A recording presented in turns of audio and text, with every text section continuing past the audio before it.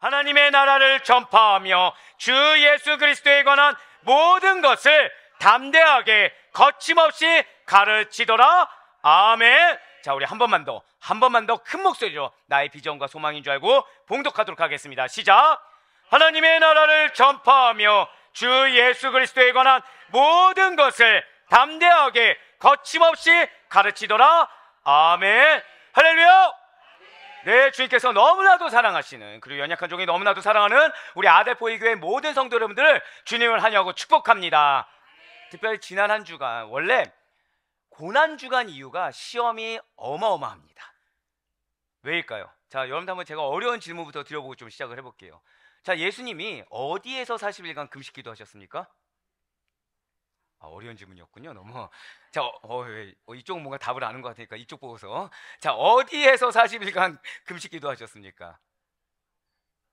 예, 3명만 답을 아는 걸로. 네. 자, 그러면은 시험이 오죠. 시험이 옵니다. 언제 왔죠? 금식 마치고 와요. 여러분들에게 믿음의 승리가 있는 줄 믿으시길 바랍니다. 근데 그러기 위해서는, 자, 절대 한번 고백하실게요. 끝까지 깨어 기도해야 한다. 그렇습니다. 끝까지 깨어 기도해야 돼요. 끝까지 분별해야 됩니다. 그래야지 여러분들에게 주길 원하시는 하나님의 은혜의 상급이라는 것, 은혜의 열매라는 것이 온전히 여러분들 것이 될 수 있음을 반드시 확신하시길 바라겠습니다.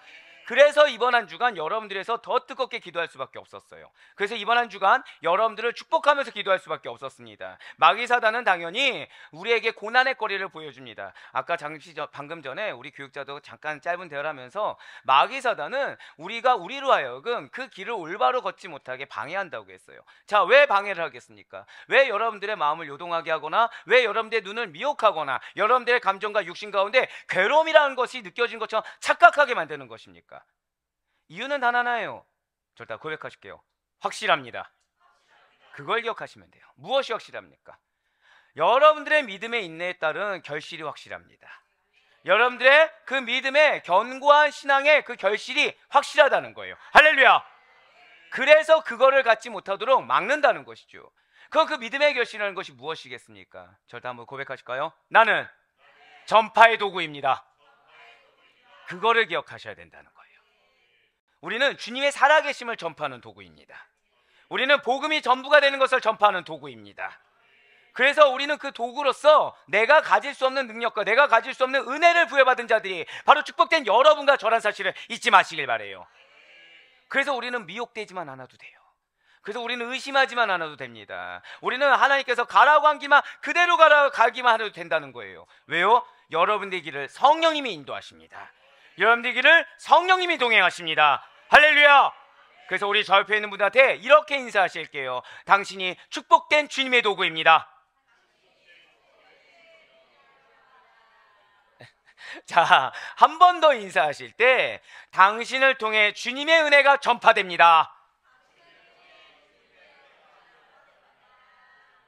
자, 한 번 더 인사하실 때, 그래서 우리 성령님과 동행합시다.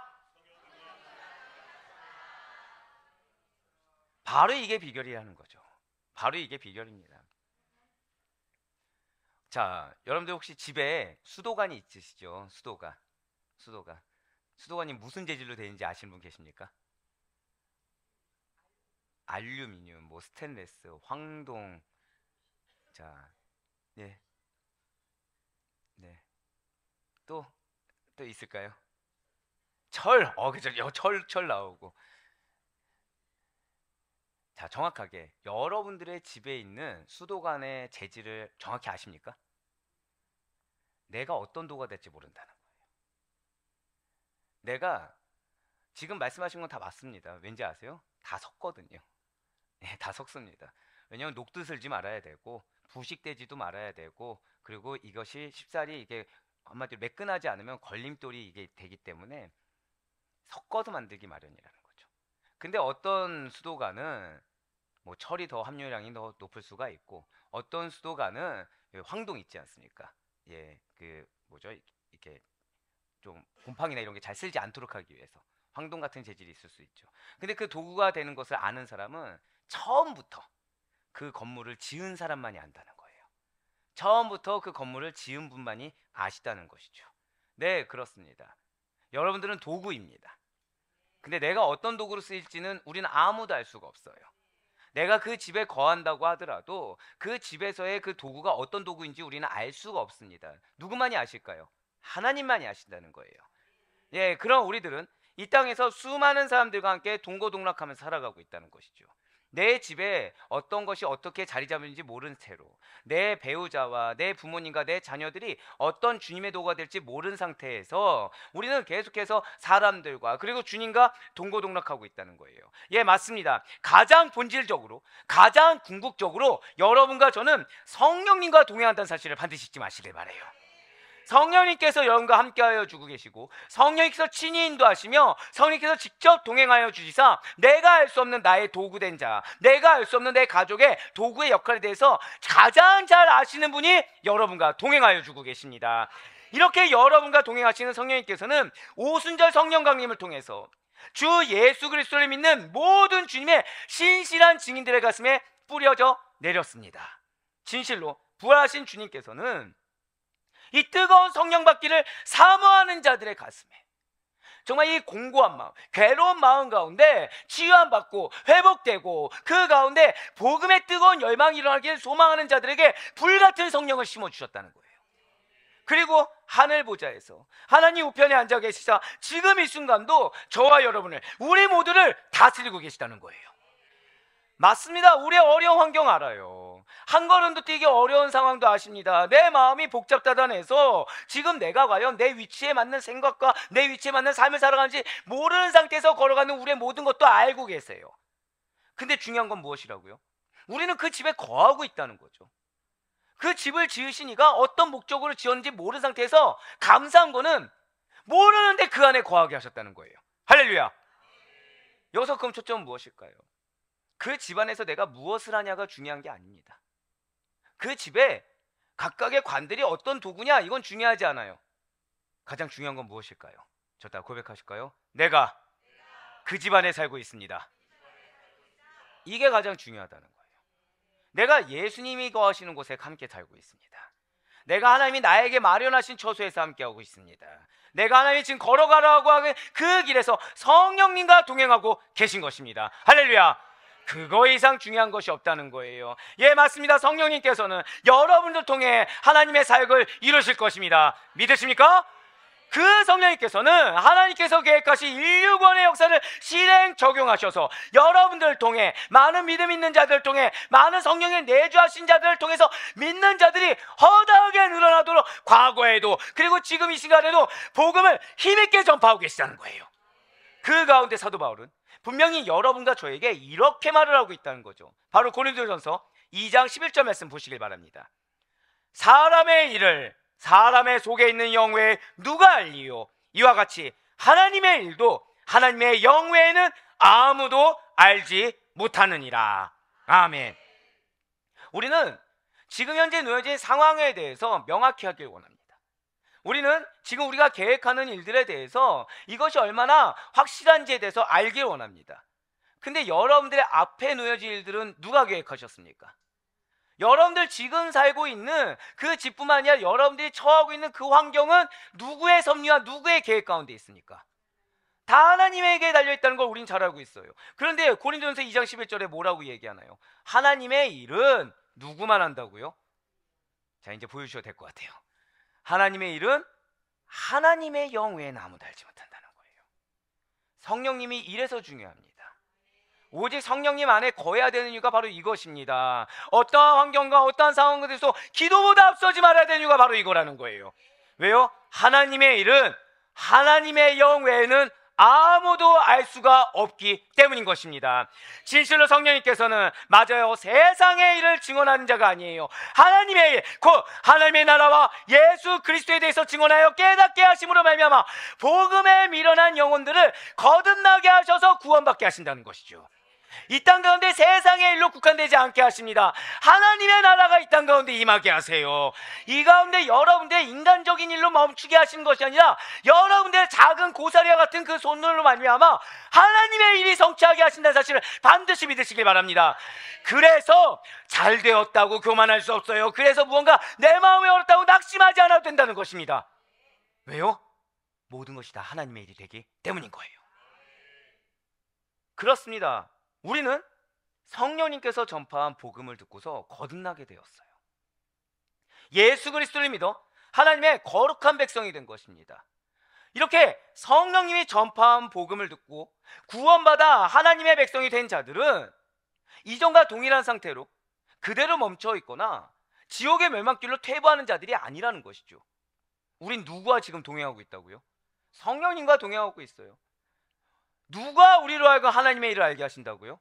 하나님의 영, 성령님이 우리로 말미암아 하나님의 일을 알게 하십니다. 그렇기 때문에 우리는 항상 앞으로 나아가는 삶인 것이지 멈춰 있거나 퇴보하는 삶이 아니에요. 이전으로 돌아가는 것도 아닙니다. 구원받은 그 순간부터 여러분들에게 사명이 내려졌습니다. 믿으십니까? 바로 복음의 수호자요 전파자라는 사명을 온전히 행하며 그 정체성에 합당하게 살아가기 위해서도 역시 성령의 파송하심을 받아야 된다는 것이죠. 바로 사도행전 13장 2절과 4절의 말씀이 그러합니다. 주를 섬겨 금식할 때에 성령이 이르시되 내가 불러 시키는 일을 위하여 바나바와 사울을 따로 세우라 하시니 4절입니다. 두 사람이 무엇을 받았다고요? 성령의 보내심을 받아 실루기아에 내려가 거기서 배 타고 구브로에 가서 아멘. 그렇습니다. 성령의 보내심이에요. 자, 저 따라 고백하실게요. 나를 성령님이 보내십니다. 아멘. 누군가는 가정으로 보내세요. 누군가는 직장으로 보내십니다. 누군가는 교회로 보내기도 하실 거고 누군가는 어떤 영혼에게 보내기도 하실 거예요. 방법이 누군가는 하드할 수도 있고 누군가는 굉장히 소프트할 수도 있고 누군가는 스윗할 수도 있고 누군가는 너무 다크할 수도 있을 것입니다. 근데 중요한 것은 무엇이라고요? 보내셨다는 거예요. 여러분들을 보내셨다는 것입니다. 눈물이 나십니까? 눈물이 좋은 자양분이 될 것입니다. 기뻐서 찬양하고 있습니까? 그 목소리가 자양분이 될 것입니다. 절 따라 고백하실게요. 나의 모든 것은 하나님 사역의 자양분입니다. 아멘. 성령의 보내심이에요. 이러한 성령의 보내심을 받아 성령의 전파하심으로 바나바와 사울이 힘있게 복음 증거 사명을 감당할 수 있었음을 반드시 믿으시길 바랍니다. 한번 여쭤볼게요. 여러분들 삶을 사는 게 쉬우십니까? 어떻게 뒤에 질문도 나오기 전에 힘들어요가 나와가지고 지금 네. 어떻게 여러분들 일주일도 아니고 자 어제 하루 보내는데 나 정말 편안하게 아무 근심 없고 걱정 없이 잘 보냈다 있으십니까? 한번 영유아부 물어볼까요? 예, 어떻게 자녀 키우는 거 쉬우십니까? 예, 쉬운 걸로.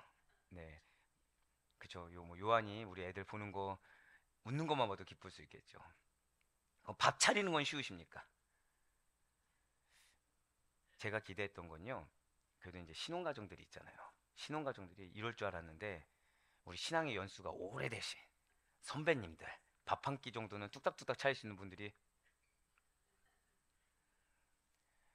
맞아요. 세월이 오래되든 짧게 되든 공통적인 거는 어쩔 땐 우리 숨 쉬는 것조차 힘들게 느껴질 때가 있는 겁니다.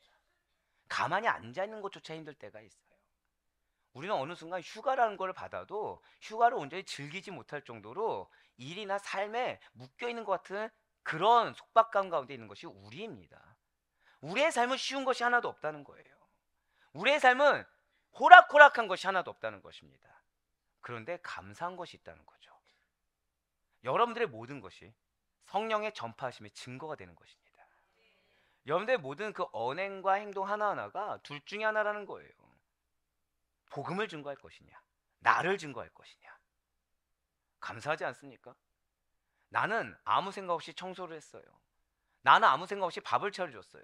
근데 누군가는 그 밥에서 복음을 느낄 수가 있는 거죠. 나는 당연하게 회사에서 열심히 일을 했습니다. 월급을 받는데 월급 루팡이 되기 싫어서 열심히 일을 했어요. 근데 그 모습을 보고 누군가는 예수를 만난다는 거예요. 할렐루야. 맞습니다.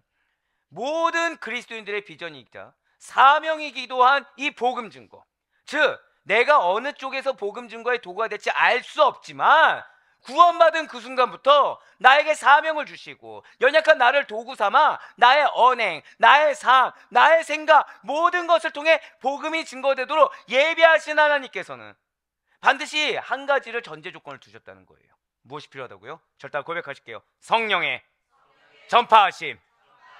성령의 전파하심이 있어야 된다는 것이죠.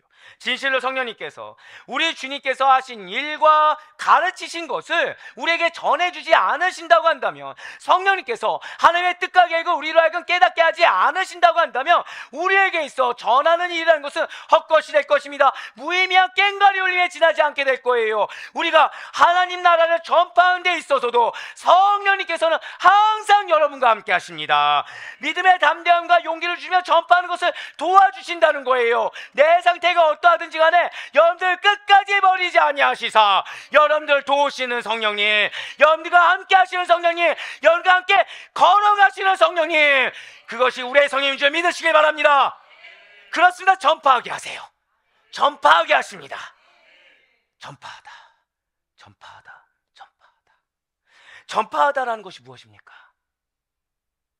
전파하다는 바로 전하여 널리 퍼뜨리다입니다. 자, 전한 것까지는 알았어요.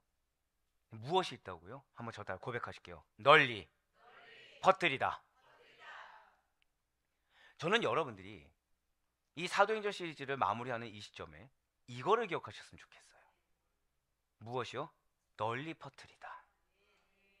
지금 그래서 이번 주간 내내 사실 하나님께서는 우리의 이 메시지를 위한 빌드업을 해주셨습니다.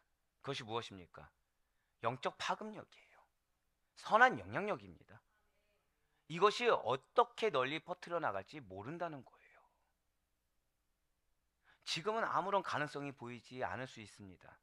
근데 이것이 어떻게 널리 퍼뜨려 갈지 모른다는 거예요. 왜요? 여러분들 통해 성령의 전파하심이 실제가 됩니다. 그렇다면 사랑하는 여러분들은 무엇을 널리 퍼뜨려지기를 원하십니까? 여러분들 말미암아 무엇이 전파되기를 원하십니까? 어떠한 영향력이 여러분들 자신들로 말미암아 영적 파급력을 가지고 널리 퍼뜨려지기를 원하십니까?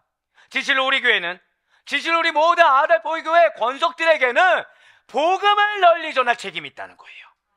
복음이 무엇입니까? 예수 그리스도의 십자가의 죽으심과 부활하심이 아니겠습니까? 할렐루야. 그래서 내가 고난 가운데 있는 거, 내가 지금 십자가에 못 박는 것처럼 괴로운 가운데 있는 거, 드러낼 수도 없는 거, 이게 기쁨이라는 거예요. 아, 내가 지금 십자가를 지고 있구나.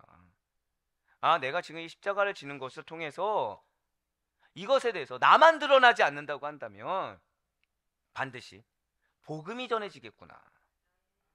우리로 인하여 복음의 향기만이 드러나야 된다는 것이죠. 그리스도의 사명이 무엇이라고요? 한 번 더 쳤다 고백하시겠습니다. 복음의 향기. 복음의 향기가 드러나야 되는 것이지 연약한 인간의 추악한 죄성이 드러나서 되는 것이 아니라는 것입니다. 그래서 우리 아델포이교회가 성령의 동행하심을 허락받아 그 가운데 복음의 확장이라는 비전을 이미 1년 전부터 주셨다는 거예요. 그래야 하여 사도행전 시리즈 28번째 행군까지 이어가고 있는 것입니다. 그러한 우리들에게 성령으로 걸어가는 시리즈 하나님의 은혜로 드디어 마지막 28번째 시간이 되었습니다. 바로 저 따라 고백하실게요. 성령의 전파하심. 네, 성령의 전파하시라는 제목으로 사도행전 28장 31절의 말씀을 여러분과 저에게 하나님께서 허락해 주셨습니다. 오늘 본문 말씀 다시 한번 더 보도록 하실게요. 하나님의 나라를 전파하며 주 예수 그리스도에 관한 모든 것을 담대하게 거침없이 가르치더라. 아멘. 자, 오늘 본문 말씀은 이제 드디어 사도 바울이 로마에 있습니다. 드디어 이제 로마로 왔어요. 근데 로마에서 가택 연금 상태에서 한 일을 말해주고 있는 것이 오늘 본문입니다. 가택 연금이 무엇입니까? 역시 팝송이 항상 또 흘러나오네요. 자신감 있게 말씀하셔도 될 것 같아요. 가택 연금이 뭐죠? 집안에서만 생활할 수 있다는 거. 아, 이러면 안 되는데 살짝 부러웠습니다. 네, 집안에서 한 번만 좀 생활했으면 좋겠다. 갑자기. 네. 아시다시피 제가 집에 들어가봤자 거의 시간이 거의 없으니까. 근데 가택연금 하면 여러분들 좋은 의미로 들으십니까? 나쁜 의미로 들으십니까? 나쁜 의미죠. 네, 나쁜 의미죠. 예, 맞습니다. 형벌이에요. 형벌. 형벌입니다. 이것은 국가에 의해서 자신의 거주지에 감금되는 형벌입니다. 그러니까 아이러니하게도 이거는 정치에 대한, 정치에 대한 범죄를 저지른 자들, 그것도 굉장히 중범죄자들에게 하야하는 형벌 중에 하나가 가택연금이에요. 즉 이제 곧 처형을 앞두고 있거나 지금 현재 건드리면 사람들이 들고 일어날 것이기 때문에 그 기간 동안 가둬놓는 형벌 중에 하나가 무엇이라고요? 가택연금이라는 거죠. 그렇습니다. 지금 사도 바울은 집에 감금되어 있습니다. 몇 년 동안 감금되어 있었습니까? 신체의 자유가 억압된 상태에서 2년의 형기를 채워갔습니다. 2년 동안 집에 가둬둬 있다. 저 어때, 부럽습니까? 안 부럽습니까? 전혀 안 부럽죠. 예, 저도 아까 부럽다고 한 거는 뭐 하루 이틀이지 2년 동안 이렇게 활발한 인간이 2년 동안 집에만 있는다고 한번 생각해 보십시오. 예, 이거는 정말 형벌이 되는 거죠. 근데 사도 바울은 2년의 형기를 채웠다는 거예요. 그러는 사이에도 2년의 형기를 채웠는데도 불구하고 사도 바울을 찾는 이들이 계속 이어져 갔다는 거죠. 그리고 사도 바울은 그들에게 하나님의 나라를 전파하고 주 예수 그리스도에 관한 모든 것만을 담대하게 거침없이 가르쳤다는 거예요. 다른 것을 가르치지 않았습니다. 무엇만을 가르쳤다고요? 하나님의 나라를 전파하는 것, 주 예수 그리스도에 관한 모든 것만을 담대하고도 거침없이 가르쳤습니다. 이렇게 사도 바울이 하나님의 나라와 예수 그리스도를 전파하는 것은, 저 다 고백하실게요, 사도행전의 주제. 그게 사도행전의 주제예요. 그것이 마지막 결론에 해당하는 것입니다. 아마 많은 분들이 지금 사도행전은 끝맺음이 됐습니까? 아니면 오늘날까지 이어집니까?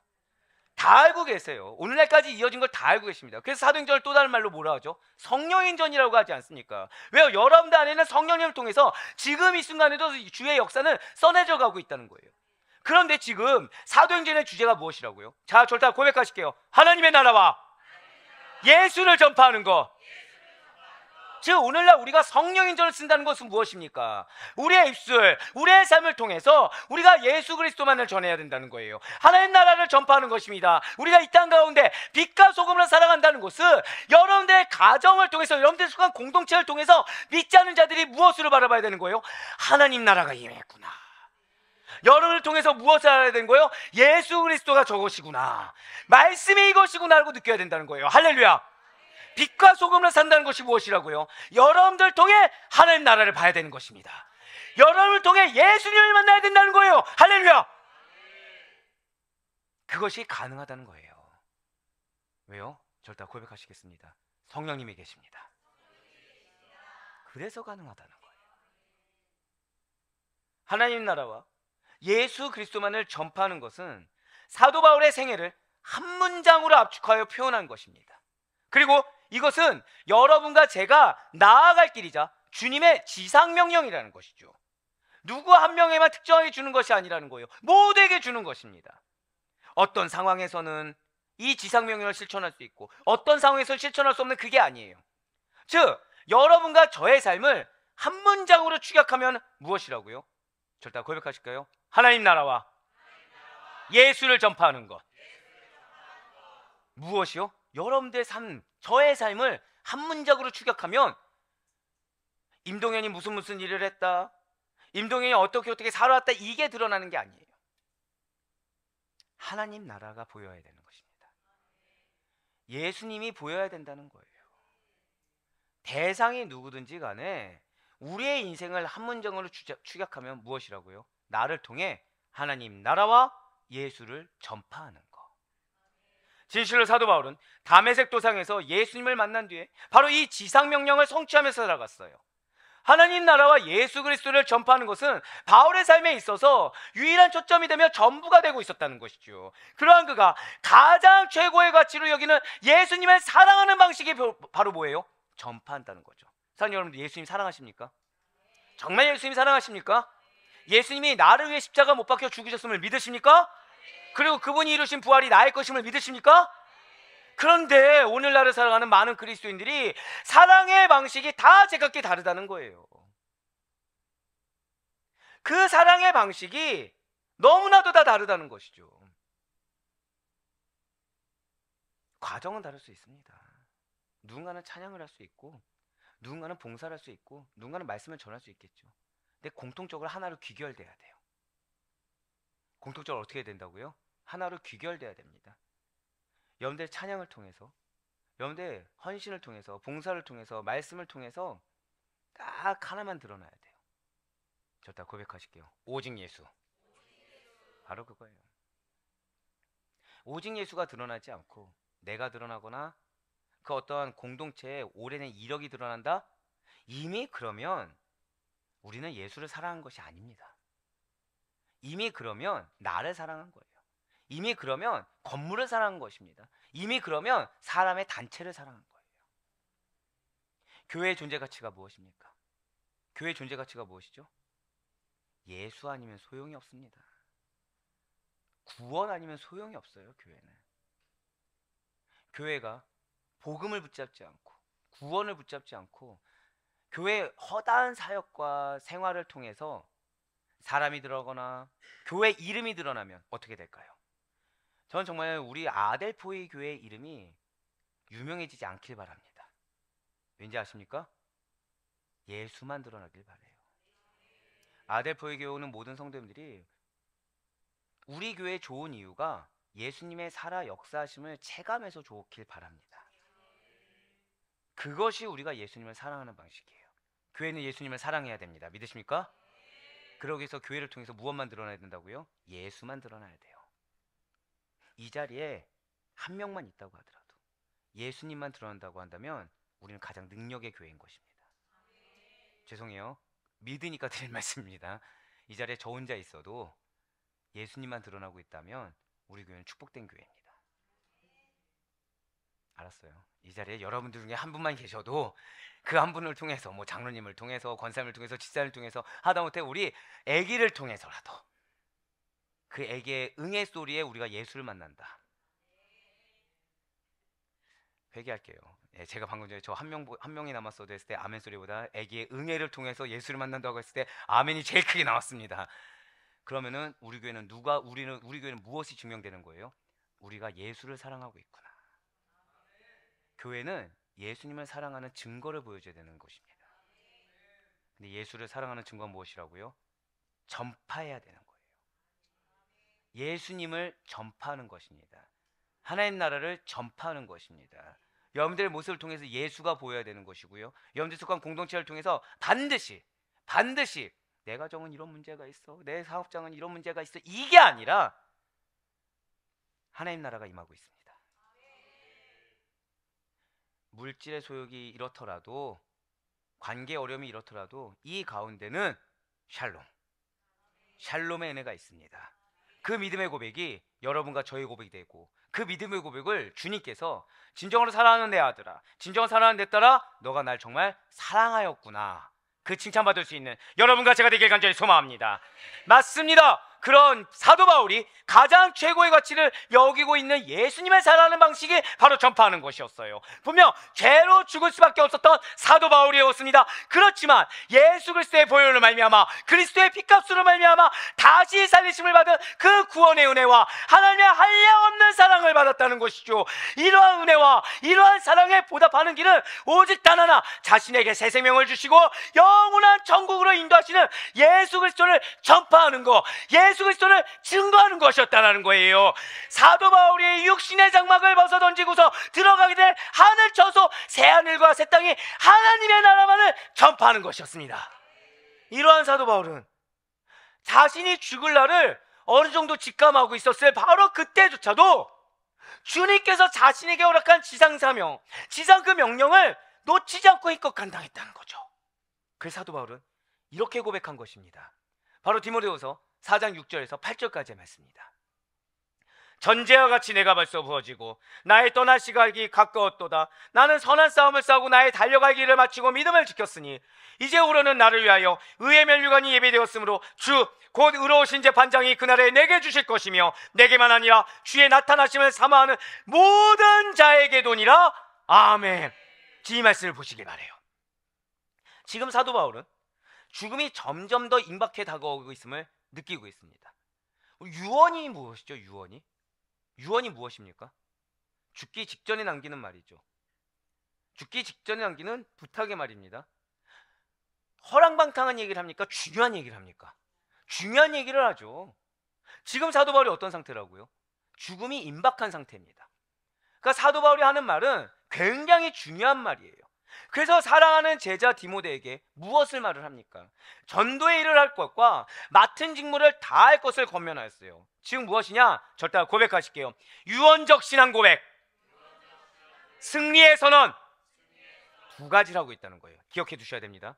사도 바울이 죽음이 임박했을 때 남긴 말이 무엇이라고요? 유언적 신앙 고백과, 자, 유언이 무엇이라고 말씀드렸죠? 굉장히 중요한 말이라고 했습니다. 굉장히 가치 있는 말이라고 했어요. 남겨야 될 말이라고 했습니다. 근데 무엇을 남겼다고요? 절대 고백하실게요. 나의 신앙 고백. 여러분들의 입술에서 그게 나와야 된다는 거예요. 여러분들 평생을 살면서 내가 지금 이렇게 언급했더니 이렇게 채워주셨다? 내가 지금 100일을 기도했더니 이렇게 해주셨다? 이런 게 아니라 신앙 고백이 남아야 되는 거예요. 예수님만이 나의 구세주십니다. 예수님만이 전부입니다. 제발 예수 믿으세요. 이거 외에 나와서는 안 됩니다. 내가 얼만큼 헌신했고, 내가 예수님에서 얼마나 수고했고. 그 말 왜 하죠? 알아주길 원하니까 하는 거예요. 왜 알아주길 원하죠? 마음 가운데 아쉬움이 있는 거예요. 억울함이 있는 거예요. 나 이렇게 믿고 살아왔는데 몰라주는 게 억울한 겁니다. 한사면 알아주길 바라는 거예요. 예수님이 알아주면 전부입니다. 믿으십니까? 어떤 우리가 수고를 하더라도 예수님만이 알아주면 끝나는 거예요. 기쁘지 않습니까? 내 수고를 주님이 하신대요. 사람이 몰라주니까 이 주님이 알아주시겠대요. 제가 방금 뭐라 말씀드렸죠? 저다 고백하실게요. 사람이 알아주지 아니하면 반드시 하나님이 알아주십니다. 아멘? 너무 기쁘지 않습니까? 근데 이제 사람이 알아주지 않는 거에 대해서 여러분들을 공격한다고 생각해 보세요. 자, 아까 공격 왜 한다 말씀드렸죠? 고난이 왜 온다 말씀드렸죠? 확실하니까. 할렐루야. 이만한 보증수표가 어디 있겠습니까? 아, 사람이 알아주지 않았어. 아, 거기에 대해서 내가 억울할 정도로 내가 지금 공격을 받았어. 야, 난 지금 보증수표를 받았구나. 주님이 알아주고 계시구나. 나 지금 헛되지가 않구나. 다 이런 것들이 상급이 되는구나. 할렐루야. 예, 맞아요. 바울은 지금 굉장히 중요한 메시지를 던지고 있습니다. 유언이에요. 근데 무엇이라고요? 신앙 고백이에요. 가장 중요했던 게 무엇이라고요? 신앙 고백. 내가 얼만큼 했다 이거 아니에요. 신앙 고백. 그리고 승리의 선언. 확신을 갖고 있어요. 내가 승리합니까? 예수님이 승리하십니까? 그거예요. 예수님이 승리하십니다. 전 여러분들에서 기도의 끈을 놓지 않고 있습니다. 왜냐하면 부족한 제가 여러분들에서 할 수 있는 것이 무엇이겠습니까? 2개밖에 없어요. 여러분들보다 인생의 연수도 짧고요. 여러분들보다 성품도 부족합니다. 어느 하나 드러낼 것이 없어요. 근데 감사하게도 가장 없는 자를 불러주셨어요. 그런 제가 무엇을 할 수 있겠습니까? 없기 때문에 할 수 있는 거는 주님의 능력 외에는 기댈 데가 없어요. 그래서 말씀입니다. 기도입니다. 근데 기도 때 항상 여러분들 향해서 가장 좋은 게 뭐라 말씀드렸죠? 말씀이 끊이지가 않는다는 거예요. 말씀이 무엇입니까? 저 다 고백하실게요. 나를 향한 약속입니다. 약속을 주신 거죠. 어떤 약속이죠? 여러분들에게 기업을 주시겠대요. 근데 그 기업을 통해 누가 증거되는 것이죠? 예수가 증거되는 거예요. 그 기업을 통해 무엇이 증거되는 거죠? 하나님 나라가 증거되는 거예요. 이걸 누가 주셨다고요? 하나님이 주셨어요. 이것이 무엇입니까? 승리의 선언인 거예요. 물질이 이렇게 생길 것입니다. 이렇게 형통할 것입니다. 이런 얘기 하나도 없어요. 무엇만 있죠? 여러분들에게 기업이 있습니다. 지금 사도 바울이 그것을 하고 있어요. 유언적 신앙 고백과 승리의 선언을 아주 지금 중요한 시기에 남기고 있습니다. 이렇게 자신의 사역을 계승할 디모데에게, 자, 아까 붉은색으로 6절 말씀에 전제와 같이 내가 벌써 부어졌다라고 고백하고 있어요. 이것은 사도 바울이 죽기까지 피 한 방울조차 남기지 않고 오직 주 예수님만을 위해서 산재물을 드리고 끝까지 순교하겠다는 결연한 의지를 담기고 있는 것입니다. 언제요? 지금 죽음이 임박할 그때까지 무엇을 하고 있어요? 나 헌신할게요. 나 산재물로 드릴게요.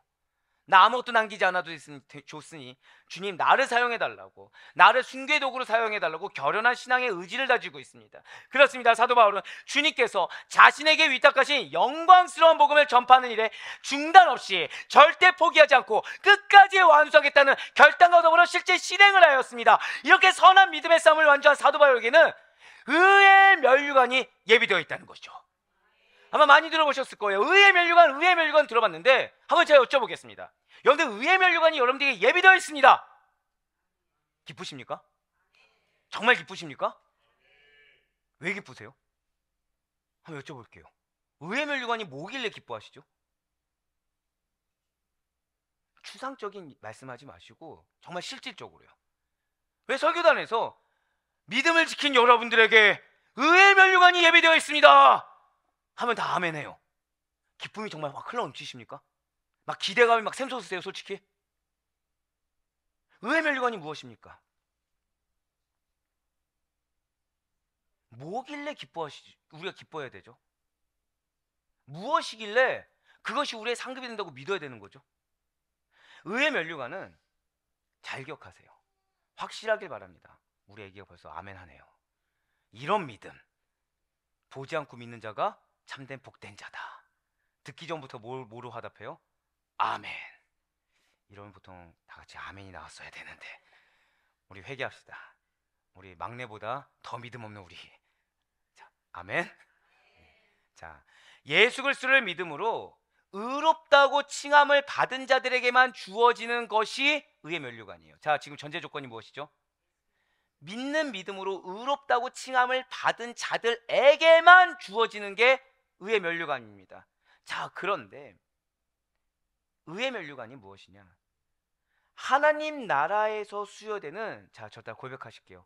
영원한 생명. 이게 끝이 아니에요. 그리고 충성된 자에게 주어지는, 저다 고백하실까요? 상급. 그게 의의 면류관이에요. 결국 앞에 있는 의는 무엇입니까? 조건이에요.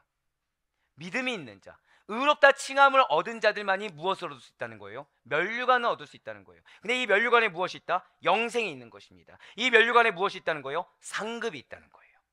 그래서 여러분들이 의의 면류관이 여러분들의 것입니다 라고 했을 땐 여러분들의 두 가지가 있어야 됩니다. 저 다 고백하실까요? 결단과 기대.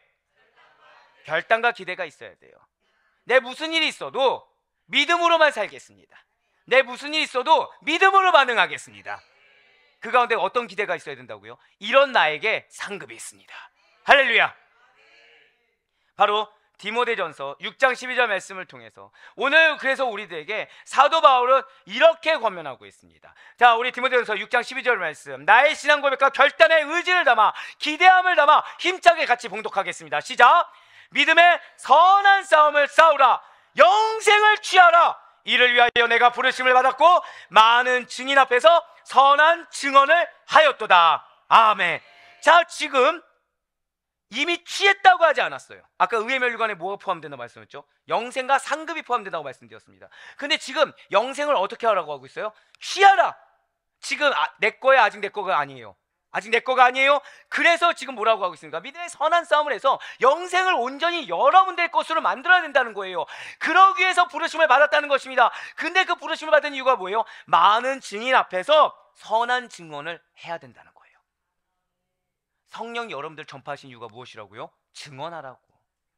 여러분들 빛과 소금을 살아야 될 이유가 무엇이라고요? 예수 그리스도의 살아가심을 증거하라고.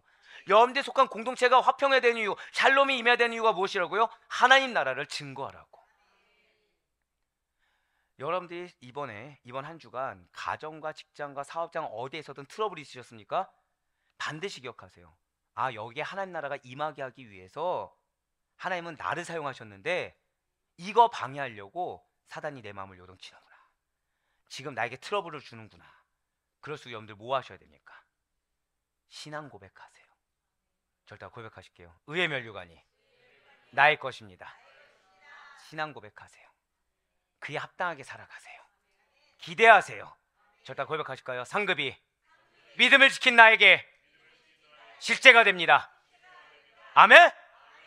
그렇습니다. 사랑하는 우리 아르포여기 성도 여러분들, 진실로 믿음의 선한 싸움을 싸우고 계십니까? 아니면 육적인 괴로움 가운데 변치 않는 매번 메비우스 띠 같이 돌아가는 세상의 싸움을 하고 계십니까? 진실로 우리는 강인한 정신과 꺾이지 않는 불굴의 믿음의 의지로 말미암아 진리의 믿음을 수호하고 전파해야만 합니다. 이것을 위해서 하나님께서 여러분들을 부르셨다는 사실을 잊지 마시길 바라요. 여러분들 통해서 무엇이 드러나야 된다고요?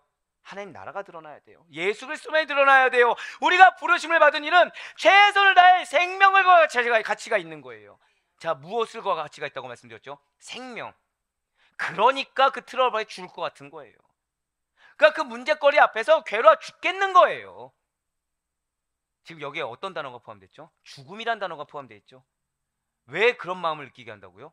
생명을 걸 가치가 있는 것을 하나님께서 주시기 때문에 사단은 이 생명을 못 걸게 만드는 거죠. 아닙니다. 그렇기 때문에 우리는 믿음을 지키는 것에서 멈춘다? 틀렸습니다. 제가 방금 뭐라 말씀드렸어요? 지키는 것에서 멈추는 건 틀렸다는 거예요. 우린 그런 자가 아닙니다. 허다한 자들을 믿음의 사람으로 세우며 하나님 나라와 예수를 전파하는 지상명령을 이루기 위해서 소극적인 대처가 아니라, 자, 저 다 고백하실게요. 적극적인 투쟁. 그렇습니다. 적극적인 투쟁을 해야 돼요. 마치 경기를 뛰는 운동선수처럼, 마치 전쟁을 치르는 군사들처럼 적극적인 투쟁을 해야 된다는 거예요. 타협해서 되는 것이 아닙니다. 모른 척 넘어가서 되는 것이 아니에요. 반드시 도려내야 되는 것입니다. 반드시 그 자리를 봉합해야 되는 것입니다. 무엇으로요? 적극적인 믿음의 투쟁으로.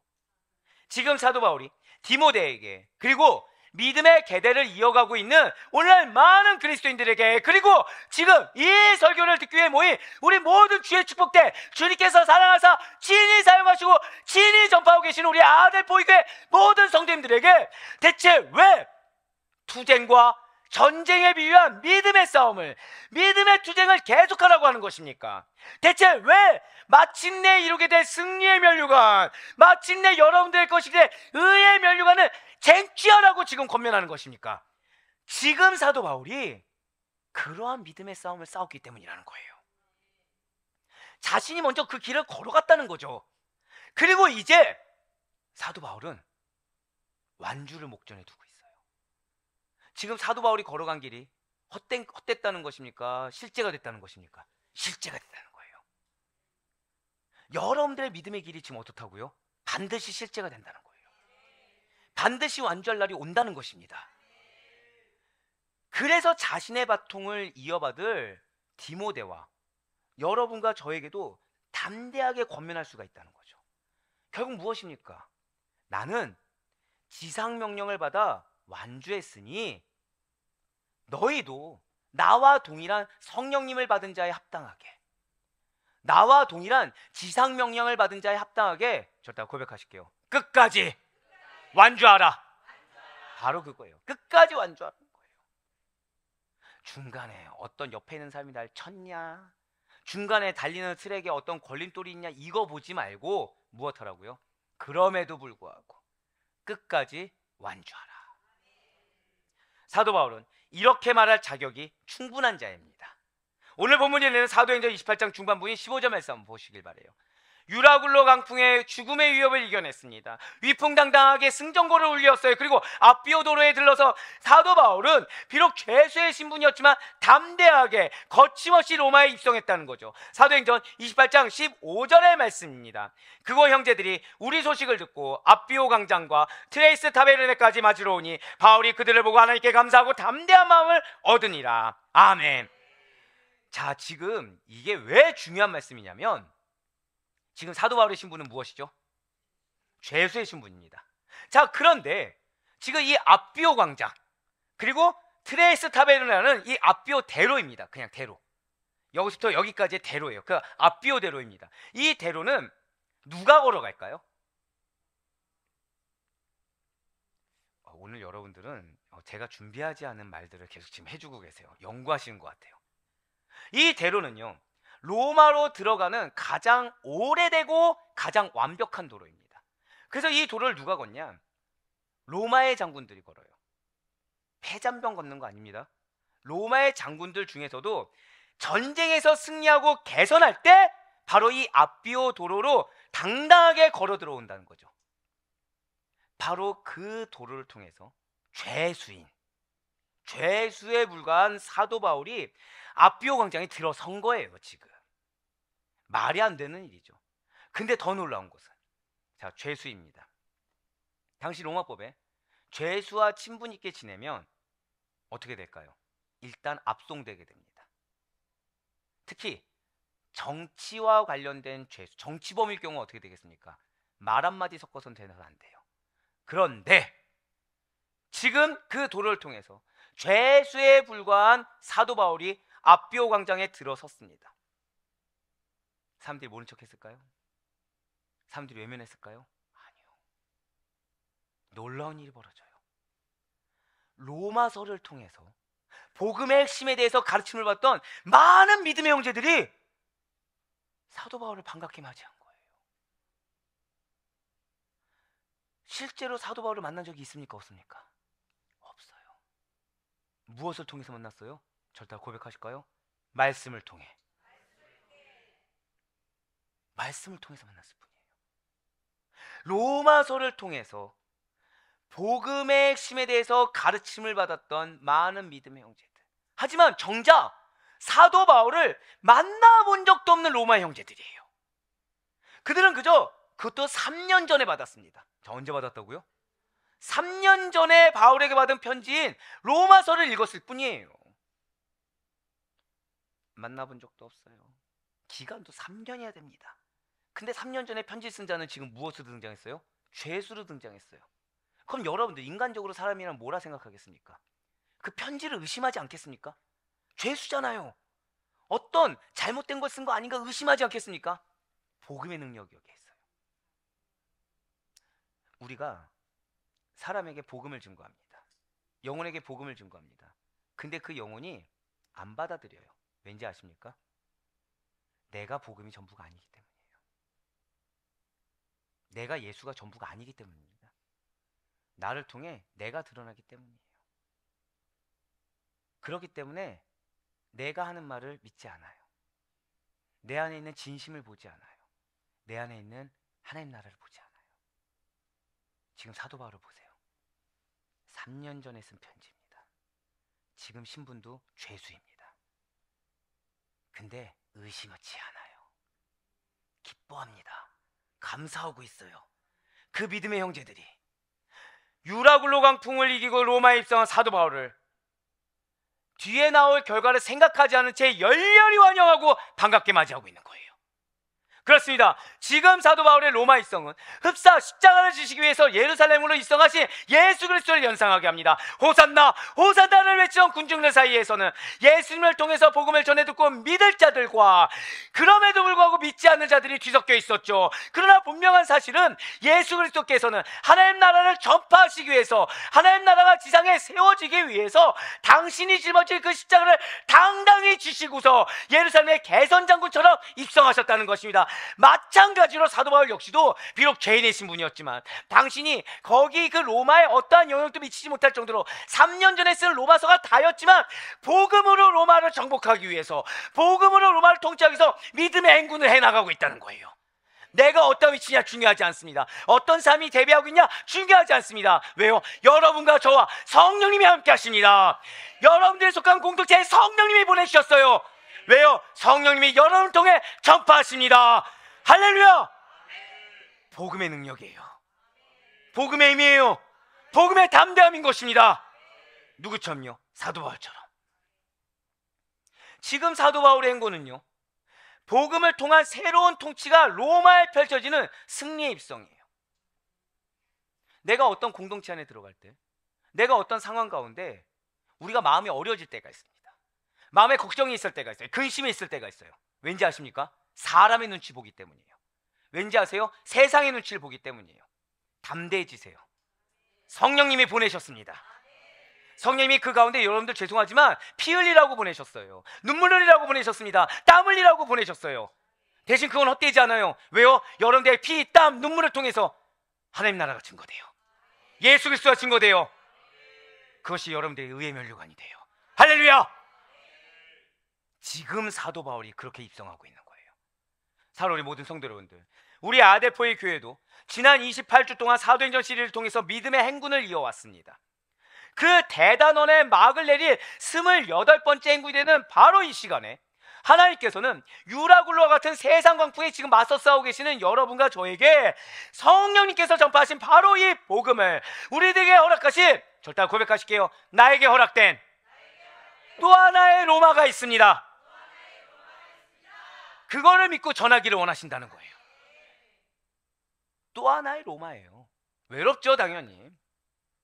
길이 안 보이죠. 막막하죠. 지금 사도 바울에게 로마는 어떤 존재였다고요? 기댈 데가 없는 곳이에요. 여러분들 3년 전에 어느 한 곳에 편지를 썼다 생각해 보세요.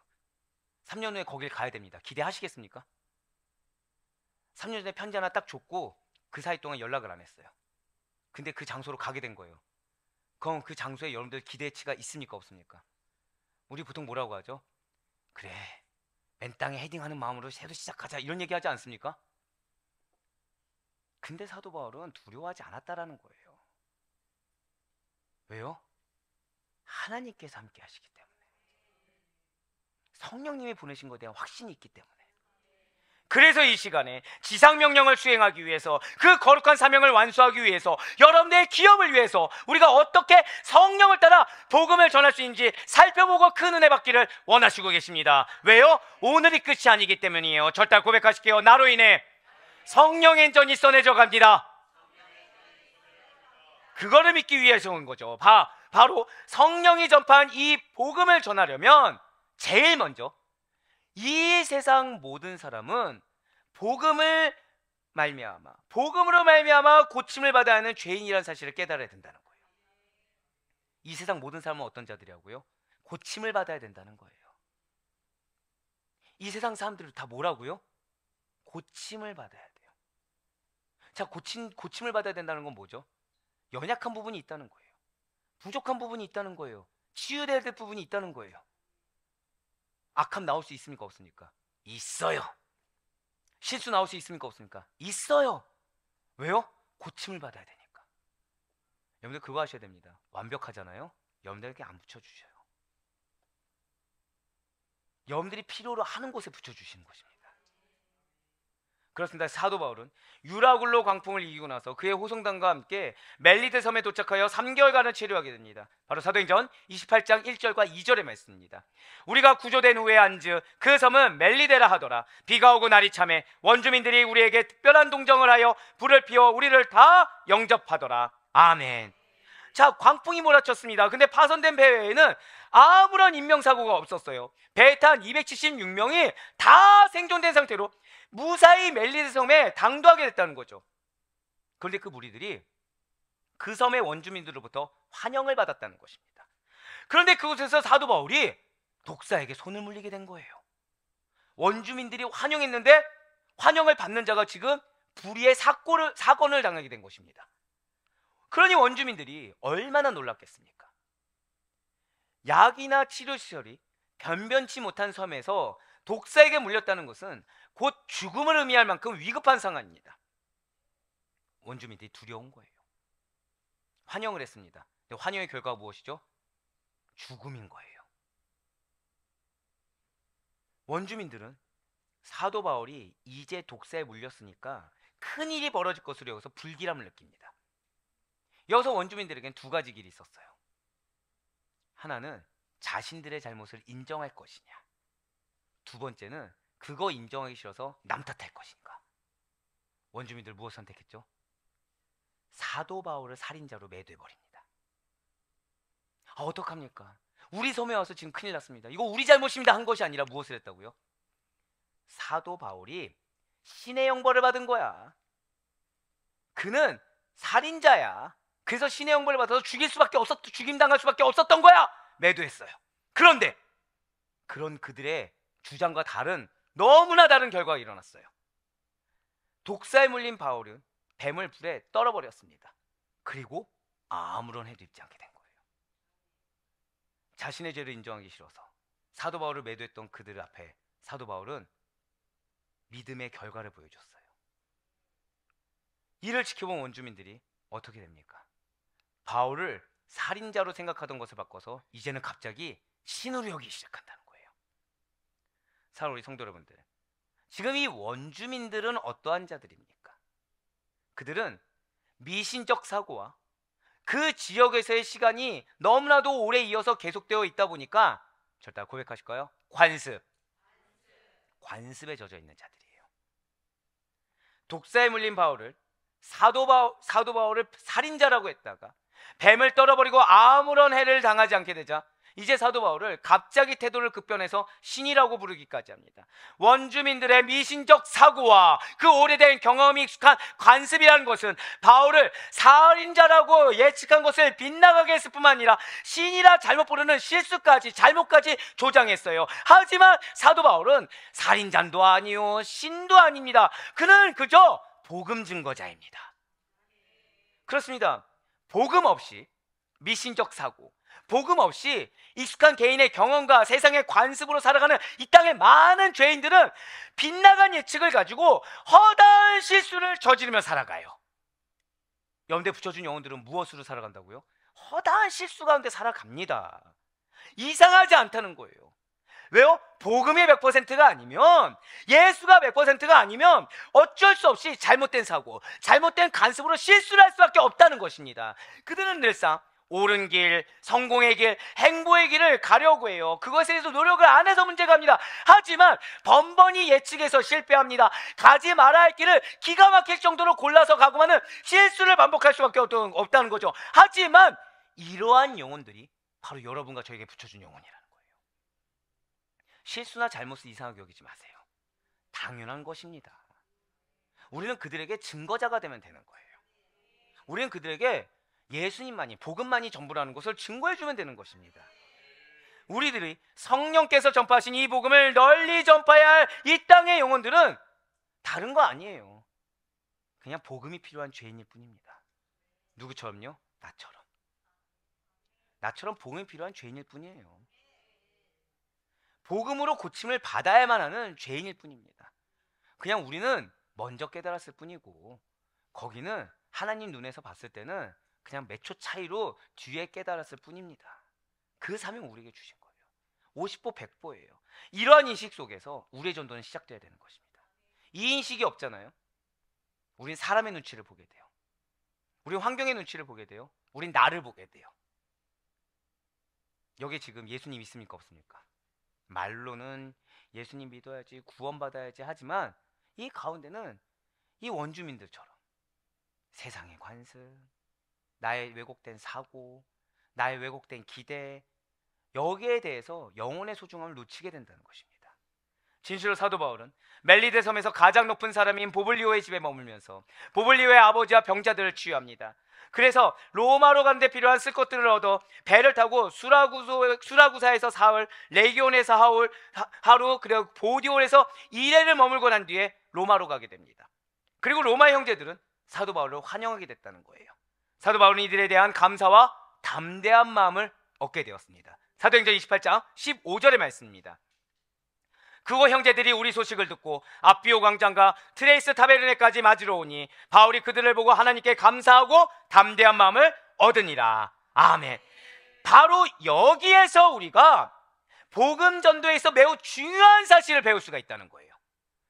복음으로 고침을 받아야 될 죄인들에게 나아갈 때 우리가 가져야 될 마음은 다른 것이 아니죠.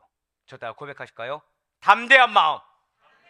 네, 그렇습니다. 두 번째로 성령이 전파한 이 복음을 전하려면 다른 것이 필요한 것이 아니라 무엇이 필요하다고요? 담대한 마음이 필요하다는 것입니다. 지금 사도 바울을 환대한 자들이 누구입니까? 바로 사도 바울이 보낸 편지, 그것도 3년 전에 보낸 로마서를 읽고 복음의 가르침을 받은 자들이에요. 로마에 있는 믿음의 형제들은 로마서를 읽고요, 3년이 지난 지금에도 변함없이 이 사도 바울을 만나고자 하는 마음에는 변함이 없습니다. 그를 만나고자 하는 열렬함을 3년 동안 계속 간직하고 있었다는 거예요. 진실로 사도 바울은 자신을 마중 나온 로마 형제들을 보자 감격과 벅찬 마음을 느꼈습니다. 수많은 죽음의 위기를 이겨냈어요. 로마까지 무사하게 인도해서 이 믿음의 형제들을 만나게 한 하나님의 은혜에 감사할 수밖에 없다는 거죠. 왜 얘기했습니까? 비록 죄수의 몸인 거 맞아요. 앞날을 알 수 없는 거 맞아요. 두려워할 수밖에 없는 상황 맞아요. 하지만 바울의 소망이 무엇이었죠? 로마로 가는 거였어요. 어떻게 가겠다 이거 아니었습니다. 가서 이런 대접 받겠다 아닙니다. 그냥 로마로 가겠다는 거였어요. 그러한 소망은 이루어졌으며 그동안의 수고가 헛되지 않았다는 것을 성도들로 인해서 증명됐다는 거죠. 누구로 인해 증명됐다고요? 성도들로 인해서 증명됐다는 것입니다. 그렇습니다. 지금 사도 바울은 곧 당도할 로마에서 하나님께서 미리 준비해 놓으신 것을 기대하며 담대함을 얻었습니다. 바로 성령님께서 사도 바울에게 담대함을 허락해 주셨다는 거예요. 여러분들에게 말씀을 주셨습니다. 이 말씀이 여러분들에게 담대함의 근원이 돼요. 이 말씀을 붙들고 여러분들 나아갈 때 어쩌면 여러분들의 기대와 다를 수 있습니다. 하지만 비록 기대와 다르더라도 하나님의 예비하심, 하나님 이렇게 역사하셨구나라고 나중에라도 깨닫는 그 깨달음이 있다고 한다면 그것이 우리에게 담대함의 근원이 돼요. 그리고 오늘날을 살아가는 우리들에게 이 사도 바울에게 임하신 동일한 성령님께서는 이미 절대 고백하실까요? 나에게 믿음의 담대함을 허락하셨습니다. 아멘. 바로 사도행전 4장 31절의 말씀입니다. 빌기를 다음에 모인 곳이 진동하더니 무리가 다 성령에 충만하여 담대히 하나님의 말씀을 전하니라. 아멘. 사로리 아르포의 교회 모든 성도 여러분들, 우리들이 당하는 여러 가지 어려움과 위기가 있을 수 있어요. 이 어려움과 위기라는 것은 내가 계산하지 못했고 계획하지 못한 것에서 발생하기 마련입니다. 그러나 그러한 눈에 보이는 어려움과 위기에 매몰되지 마시길 바래요. 하나님께서 예배하신 은혜가 있음을 확신하며 기대하는 믿음으로 담대히 나아가시길 바랍니다. 사도 바울이 로마에 가서 전도했을 때 어떠한 은혜를 하나님께서 예배해 주셨습니까? 유대인 지도층 인사들이 바울이 연근된 집으로 직접 찾아와요. 복음을 듣고 믿게 되는 놀라운 일이 벌어지지 않았습니까? 당시 로마에서 이 그리스도 교회에 대한 인식은 당연히 좋지 않을 수밖에 없어요. 평판이 안 좋았습니다. 그럼에도 불구하고 그들은 바울이 전한 내용이 무엇인지 알길 원했다는 거예요. 직접 찾아왔다는 거죠. 바로 이것입니다. 여러분들의 평판이 안 좋을 수 있어요. 여러분들의 인식이 안 좋을 수 있습니다. 하지만 중요하지 않아요. 여러분들이 믿음을 지키다가 얻게 된 평판이다. 여러분들이 복음에 우뚝 서기 위해서 얻게 된 외로움과 괴로움이다. 헛되지 않습니다. 저다 고백하실까요? 나에게 붙여주신 영혼이 있습니다. 이게 전부예요. 이게 전부입니다. 우리에게 동일하게 하나님께서 은혜로 예비한 영혼이 있다는 사실을 정말 흔들림 없이 믿으시길 바래요. 바로 사도행전 28장 23절과 24절의 말씀입니다. 그들이 날짜를 정하고 그가 유숙하는 집에 많이 오니 바울이 아침부터 저녁까지 강론하여 하나님 나라를 증언하고 모세의 율법과 선지자의 말을 가지고 예수에 대하여 권하더라. 그 말을 믿는 사람도 있고 믿지 아니하는 사람도 있어. 아멘. 자, 지금 뭐 하루에 2시간 했다 3시간 했다가 아닙니다. 사도 바울은 아침부터 저녁까지 무엇만 했다고요? 하나님의 나라와 예수 그리스도에 대해 강론했어요. 근데 중요한 건 그 결과 믿는 자도 있고 믿지 않는 자도 있습니다. 중요하지 않아요. 우리 역시 마찬가지입니다. 사도 바울조차 말씀을 증거했을 때 전부 다 믿었나요? 아니라는 거예요. 이 가운데 나는 사도 바울 이상입니다. 있습니까? 없어요. 하물며 우리는 더더욱 누가 믿을지 누가 믿지 않을지 알지 못한다는 거죠. 그런데 분명한 팩트는 사도 바울이 전파한 복음을 듣고서 성령의 감동을 얻어 믿게 된 자가 있다는 거예요. 이게 사실이고 이게 진리입니다. 여러분들의 입술을 통해서 여러분들의 삶을 통해서 누군가는 반드시 믿게 되는 자가 있게 된다는 사실을 확신하시길 바라겠습니다. 여기에서 바로 우리가 마지막으로 성령이 전파한 복음을 전하려면 어떠한 자세가 필요한지를 알 수가 있다는 거예요. 바로 부지런히 전파하되 결과는 하나님께 맡겨야 됩니다. 결과 누구에 맡기라고요? 이게 어려워요. 이게 어려워요. 왜냐하면 우리도 사람인지라 더 간절한 삶이 존재할 수 있어요. 더 내려놓지 못하는 삶이 존재할 수 있습니다. 하지만 하나님께 맡겨야 돼요. 근데 뭐 어떻게 하라고요? 부지런히 전해야 됩니다. 부지런히 전하기 위해서 필수는 무엇이다? 자기를 부인해야 돼요. 내가 드러나는 순간 복음은 훼손되게 됩니다. 왜 유대인 지도자들 중에서 일부는 믿고 일부는 믿지 못하게 되는 것입니까? 선택된 자와 유기된 자가 뒤섞여 있어서 유기된 자들이 복음이 전해지면 더 완악해지기 때문에 믿지 못하게 된다는 거예요. 여전히 귀먹은 사람은 성령을 따라 전파한 이 복음을 인해서 더 귀가 먹게 됩니다. 눈이 먼 자는 더 눈이 멀게 되는 무서운 심판을 받게 된다는 거예요. 그렇습니다. 분명 하나님께서 구원하시기로 선택한 백성이 아니라고 한다면 복음이 전해질 때 완강히 거부하거나 타협하거나 무시하거나 받아들이지 않아요. 여러분들이 말씀에 거부감이 들 때 빨리 돌이켜야 되는 이유가 바로 이겁니다. 맞아요. 거부감이 드는 거 그거조차 은혜입니다. 왜요? 반응이 있는 것이기 때문에. 하지만 여기서 멈춰 있어서는 안 되는 거예요. 빨리 받아들여야 됩니다. 나보다 더 중요한 게 누구죠? 하나님이에요. 내가 나의 구원을 책임질 수 있습니까? 내가 의의 멸류관을 책임질 수 있습니까? 없어요. 우리가 할 수 있는 것은 말씀 앞에 자복함이에요. 우리가 할 수 있는 것은 하나님의 성령 앞에 자복함입니다. 사명 앞에 자복함이에요. 맞아요. 받아들이지 않는 자들이 있습니다. 왜냐하면 그들은 성령의 전파하심을 깨닫지 못하기 때문이에요. 그래서 우둔하여 더욱더 귀를 막고 더욱더 눈을 가리며 복음에 더욱더 적대적으로 반응한다는 거죠. 사도 바울은 이에 대해서 이렇게 분명히 말씀하였습니다. 사도행전 28장 26절부터 28절까지의 말씀입니다. 일러스되 이 백성에게 가서 말하기를 너희가 듣기는 들어도 도무지 깨닫지 못하며 보기는 보아도 도무지 알지 못하는도다. 이 백성들의 마음이 우둔하여져서 그 귀로는 둔하게 듣고 그 눈은 감았으니 이는 눈으로 보고 귀로 듣고 마음으로 깨달아 돌아오며 내가 고쳐줄까 함이라 하였으니 그런즉 하나님의 이 구원이 이방인에게로 보내어진 줄 알라. 그들은 그것을 들으리라 하더라. 아멘. 이 말씀을 기억하셔야 돼요. 무슨 말씀입니까? 눈으로 보고 귀로 들으며 마음으로 깨달아 돌아오게 되면 무엇을 받는다고요? 자, 저 따라 크게 고백하실게요. 고침을 받습니다. 이거를 기억해야 돼요. 정말 후련하길 원하고 정말 은혜 받길 원하고 정말 내가 영원 앞에 속기를 받기를 원한다. 돌아와야 돼요. 내가 이미 돌아왔다 착각하지 말고 돌아와야 돼요. 진실로 하나님께서 유기한 자들은 그들의 마음을 완고하게 합니다. 강팍하게 하셔서 복음을 들어도 하나님께 돌아올 수 없다는 사실을 잊지 마시길 바라요. 혹시 내 마음이 돌덩이입니까? 빨리 돌아와야 돼요. 혹시 내 마음이 납덩이가 이렇게 내려앉을 것 같습니까? 빨리 돌아와야 돼요. 죄된 그의 인생이 결코 고침받을 수 없는 그 안타까운 결과가 우리의 결과가 되어서는 안 되는 것입니다. 맞아요. 사랑하는 우리 모든 성도 여러분들, 우리의 본질은 하나님께서 보내신 구원을 선물로 받은 자들입니다. 우리는 복음을 무시하고 복음을 거부하는 자들이 아니라 적극적으로 받아들이는 자들이 우리의 정체성이에요. 하지만 사단은 현혹하게 한다는 거죠. 질투하기 때문에 거부감을 가지게 해요. 질투하기 때문에 모른 척하게 해요. 질투하기 때문에 나의 세계에 갇히게 해요. 하지만 이건 우리의 정체성이 아닙니다. 여러분들에게 집에 금고가 하나 있다 생각해 보시길 바래요. 근데 집이 예를 들어서 17평인데 금고가 10평을 차지하고 있는 겁니다. 그 금고 어떻게 하시겠습니까? 1년 뒤에 연다고 생각해 보세요. 1년 뒤에 그 금고는 열려집니다. 어떻게 하시겠습니까? 그렇죠? 이 한숨이 우리의 마음인 거예요. 금고인 거 알겠어요. 근데 1년 동안 17평에서 살 수 있는 집을 7평에서 살아야 되니까 불편합니까? 안 불편합니까? 불편해 죽겠거든요. 이제 슬슬 마음 가는 뭐가 있죠? 의심이 드는 거예요. 어떤 의심이 들죠? 진짜 이 안에 있을까?